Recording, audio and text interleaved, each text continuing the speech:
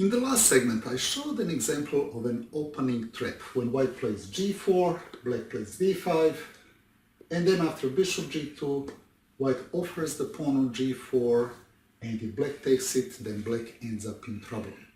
A number of people after that video asked me what is that black can do to punish white for playing a move like g4. So this is what I suggest as the best line for black. After the move g4, start with the move e5.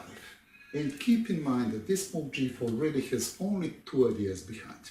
One of them is if black goes d5 to offer the free pawn after bishop to g2, and the other one is to stop this knight from going on f6. Or rather, if the knight goes on f6, the pawn can push forward and chase the knight out of the way, gaining a little bit of space.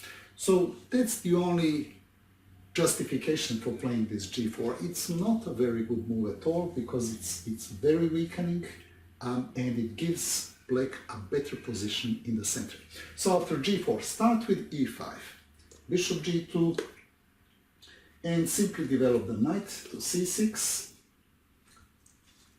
c4, and the next move is d6. After d6, you really want to take this pawn because that diagonal has been closed after the move knight c6. There are really no big threats that white can pose against you. And right now, bishop g4 is a real threat. White defends the pawn with h3. And usually in a situation like this, you have a chance to play against the target that is closest to you. And it's that g4 pawn, the pawn that white so unwisely put there on move 1. h5, an excellent move, undermining this whole pawn structure over there, this whole pawn chain. If white takes, then rook is going to take on h5, and this pawn is going to be forever weak on h3, because it will be attacked by the bishop, it will be attacked by the rook, and white will have big problems finishing the development with that pawn on h3, always being under threat. e3. Now the queen is protecting the pawn, and the pawn is protecting the pawn. So attack 2 times, defend it 2 times. Unfortunately, this is not good enough for white. Black takes, white takes. The next move is rook taking on h1, bishop takes on h1, and now queen goes to h4, making a double attack, attacking the bishop on h1 and also the pawn on g4 for the second time, because this pawn is already attacked by the bishop.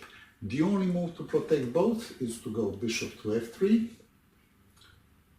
So the bishop is now out of danger and the pawn on g4 is protected for the moment, but this pawn is cut off from the other pawns and cannot be protected by a pawn. And black uses this to play knight to f6 on the next move and attack this pawn for the third time. So now the pawn is attacked by the bishop, by the knight, and by the queen, and it is not possible for white to defend the pawn on g4 anymore. White is going to lose it, and then white will be a pawn down in a position whereby he has no compensation for it. And that will be the way to punish white for playing an opening such as the Grob.